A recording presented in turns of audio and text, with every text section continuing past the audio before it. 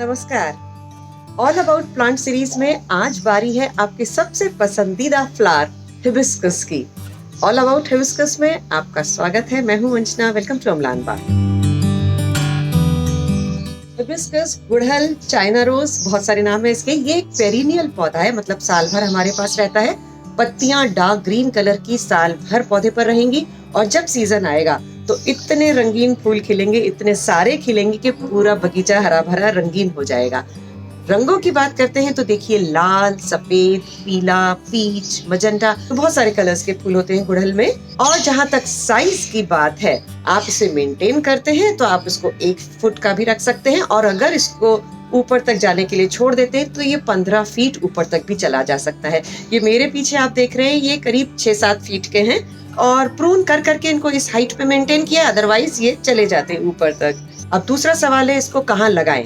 अगर आप इसको छोटा मेंटेन करते हैं तो आप इसको गमले में लगा सकते हैं। आप इसको बड़ा हेज की तरह रखना चाहते हैं तो इस तरीके से जमीन पर लगा दीजिए। आप इसका बोनसाई बनाना चाहते हैं तो आप इसको शैलो ट्रे में भी लगा के रख सकते हैं। इसे पसंद है वार्म टेम्परेचर। सर्दियों में ये डोरमेंट हो जाता है, जरा सोने चला जाता है। अब जैसे ही फरवरी आई है, इसमें फूल आने शुरू हो गए हैं। अभी फूल का साइज छोटा है, लेकिन ये वक्त है कंपोस्टिंग का। जैसे ही ये डोरमेंसी से उठता है, एक लंबी नींद सो के उठा है, तो इसे जरा अच्छा सा खाना दे दीजिए, अच्छी कंपोस्ट डाल दीजिए, चाहे वो गमले में है चाहे जमीन में है। और उसके बाद 15 दिन बाद फिर से लिक्विड मैन्योर डाल दीजिए। कमेंट में हमेशा पूछते रहते हैं लिक्विड मैन्योर कैसे बनाएं, तो जो भी आपकी कंपोस्ट है 3 दिन तक पानी में भिगो दीजिए। उसके बाद उसे छान करके जो भी पानी है वो आपका लिक्विड मैन्योर हो गया, उसे डाइल्यूट कीजिए 1:10 के रेशियो में और उसे अपने पौधों में दे दीजिए। ये जो बढ़त का टाइम है, इस समय जितना अच्छा खाना देंगे, ये इतनी अच्छी फ्लावरिंग पूरे समर में करता रहेगा। तो अच्छा खाना देने के लिए जब हम इसकी मिट्टी बनाते हैं तो इसकी मिट्टी में आप 4 भाग कर लीजिए। 1 ढेर सॉइल का, 1 कंपोस्ट का, 1 लीफ मोल्ड या सूखे पत्तों का, और चौथा पोर्शन आप बनाइए सैंड का। इसमें हम मिलाएंगे थोड़ी बोन मील और थोड़ी नीम खली। डिपेंड करता है आपका कंटेनर साइज कितना है। अगर आप गमला ले रहे हैं तो 2-2 चम्मच नीम खली बोन मील डाल दीजिए। जमीन है, थोड़ा डबल कर दीजिए क्वांटिटी। ये सब ऑर्गेनिक मैन्योर है, तो अगर कभी ज्यादा भी पड़ जाता है तो उससे नुकसान नहीं होता। जहाँ तक धूप की बात है, जितना धूप में रखेंगे उतने फूल ज्यादा आएंगे, और अगर छाया में है तो फूल नहीं आएंगे, पत्तियां ही पत्तियां आपको दिखाई देंगी। इसीलिए फुल सन का पौधा है, इसे पूरी धूप में रखिए। पानी देने की अगर बात करते हैं तो अगर गमले में लगा रखा है, फुल सन में रखा है, तो नेचुरली आपको इसे रोज पानी देना पड़ेगा। और अगर जमीन में है, जड़ें गहरी होती हैं, इसे आप ऑल्टरनेट डे भी पानी दे सकते हैं। ये तो हो गई गुड़हल की कुछ बेसिक रिक्वायरमेंट्स।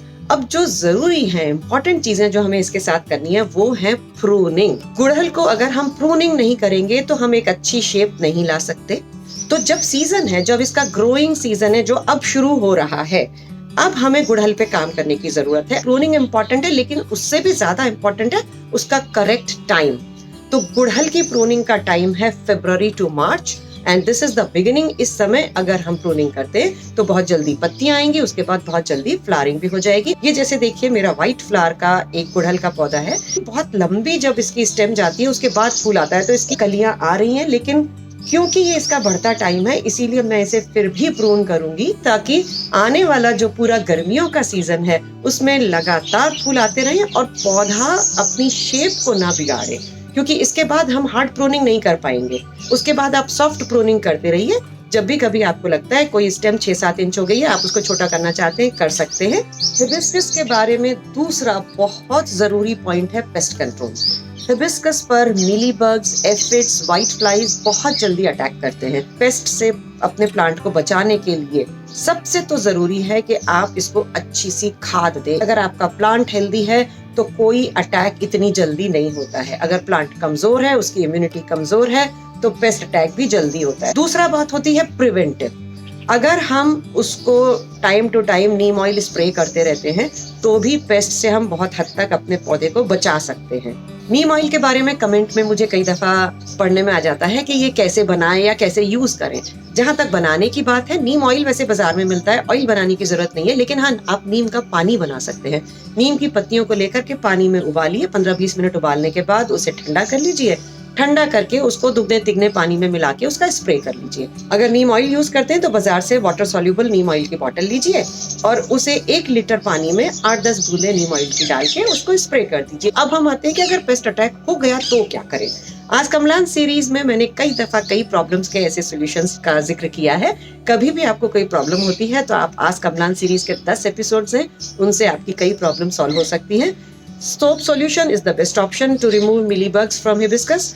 आप 1 लीटर पानी में 2 चम्मच सोप डालिए, लिक्विड डिटर्जेंट, उसको अच्छे से हिलाइए और उसका स्प्रे कर दीजिए शाम के वक्त पेड़ों पर। मिलीबग्स हट जाएंगे अपने आप। उसके बाद आप अपने पौधे को साफ पानी से धो दीजिए। अब जरा बात कर ले कि इसके बच्चे कैसे बनाएं। जब आपने किसी भी पेड़ की हार्ड प्रूनिंग करेंगे, जैसे मैंने अभी की, तो मुझे ये इसकी स्टेम्स मिली। इसकी पेंसिल जितनी थिकनेस की जो भी स्टेम कटिंग है वो आपने ली और 6 इंच के करीब आप इसको काटेंगे। ये आपकी स्टेम्स हो गई हैं। ये स्टेम कटिंग के काम आएंगी। 45 डिग्री के एंगल पे काटिए। यहाँ रूटिंग हार्मोन लगाइए। अगर रूटिंग हार्मोन नहीं है तो आप शहद या सिनेमन पाउडर या दालचीनी का पाउडर भी लगा सकते हैं, वो लगाइए और इसे कोकोपीट में डाल दीजिए। तो 1 पंख 2 काज प्रूनिंग भी हो गई और इनके बच्चे भी पैदा हो गए। कमेंट में हिबिस्कस के बारे में कुछ सवाल पढ़ने में आते हैं कि फूल नहीं आ रहे हैं, पत्तियां पीली पड़ रही हैं। फूल नहीं आने की वजह होती है आपने धूप में नहीं रखा है या फिर कंपोस्ट की कमी है। फास्फोरस अगर उसको देंगे तो फूल अच्छे आएंगे। तो अच्छी कंपोस्ट दीजिए, अच्छा बोन मील दीजिए, तो फूल भी आते रहेंगे और पत्तियां भी पीली नहीं पड़ेंगी। अब हम चलते हैं इसके यूजेस पर। इसके क्या क्या फायदे, बहुत फायदेमंद होते हैं ये फूल। हिबिस्कस टी के बारे में आपने सुना होगा। लाल रंग की बहुत ही खूबसूरत एक सार टेस्ट की, खट्टी टेस्ट की चाय बनती है इसकी। इसमें यूज होते हैं इसके मेनली पत्तियां, इसका कैलिक्स जो बीच का सीड पॉट होता है, इनको मिलाकर के ये चाय बनाई जाती है। बाजार में जो चाय अवेलेबल होती है वो मेनली इसकी जो वैरायटी होती है हिबिस्कस सबदरीफा, इससे बनाई जाती है। घर में जो ये फूल उगते हैं, हालांकि मैंने कभी इस्तेमाल नहीं किया, मैं आप सभी से जानना चाहूंगी अगर कोई हिबिस्कस टी इन फूलों की घर में बनाता है तो उसका क्या एक्सपीरियंस है।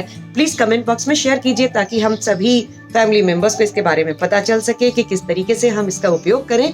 टी के अलावा जो एक यूज मैंने किया है, जो मैंने आजमाया है, वो है फूलों का हेयर कलर। अगर फूलों की पेस्ट बनाकर आप बालों पर लगाते हैं तो वो हेयर कलर की तरह इस्तेमाल होता है। ग्रीन पत्तियों की आप पेस्ट बना लीजिए मिक्सी में और उसको बालों पर लगाइए तो वो कंडीशनर का काम करता है। शू शाइन के काम आता है। इसी फूल को लेकर के जूते को चमकाएंगे तो जूता भी चमक जाएगा। साथ ही साथ ये सनस्क्रीन लोशन में भी काम आता है। तो बहुत सारे फायदे, लेकिन जो हम घरेलू स्तर पर काम में ले सकते हैं वो हेयर ट्रीटमेंट के लिए। और हिबिस्कस टी के बारे में अगर किसी को भी पता है तो प्लीज कमेंट बॉक्स में शेयर कीजिए ताकि हम सब लोग इसका फायदा उठा सके। तो शायद अब आपको लग रहा होगा कि ये पौधा आप जल्दी से लेके आए और लगाएं, ये सही वक्त है। जल्दी से नर्सरी जाइए, हिबिस्कस का पौधा खरीदिए और इसी तरीके से संभालिए। उसके बाद फीडबैक देते रहिएगा कैसे फूल आ रहे हैं। चलिए मिलते हैं अगले वीडियो में। नमस्कार।